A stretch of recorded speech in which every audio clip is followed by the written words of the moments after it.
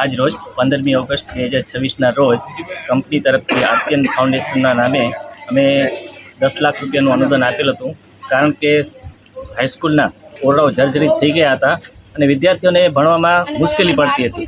એટલે તેમના પ્રિન્સિપાલ મેડમશ્રીએ અમારી પાસે રિક્વેસ્ટ આપેલ કે અમને અત્યારે સાહેબ આ તકલીફ પડી રહી છે, તો એના અનુસંધાને અમે અમારા હાયર ઓથોરિટીને જાણ કરેલ કે ભાઈ વિદ્યાર્થીઓને આવી મુશ્કેલી પડી રહી છે અત્યારે, તો આના માટે કંઈક આપણે કરવું જોઈએ, જેથી કરી અને વિદ્યાર્થીઓ સારી રીતે ભણી શકે અને એનો શૈક્ષણિક વિકાસ થાય.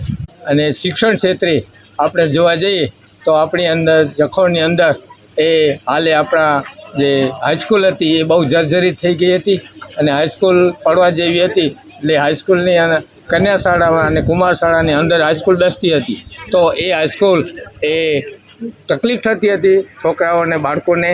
તો એના માટે સે અર્ચન ગ્રુપ પ્રાઇવેટ જખૌ પ્રાઇવેટ લિમિટેડે રૂપિયા 10 લાખ આપી અને એ પોતાના શિક્ષણ ક્ષેત્રે જે પ્રેમ છે, શિક્ષણ એ જરૂરી છે એ સમજીને બાળકો આપણા જખૌના એ શિક્ષણ લે અને શિક્ષણ લઈને આગળ વધે એવી એમની એ ભાવના હતી. તો એ ભાવના એ રજૂ કરવા માટે તેમણે હમણાં 5 રૂમ એ વૈકલ્પિક રૂપે બનાવી દીધા છે અને તેથી જ આ બાળકોને હવે ખૂબ બેસવાની સગવડ થઈ ગઈ છે અને આમાં બીજી બિલ્ડિંગ પણ બનવાની જ છે.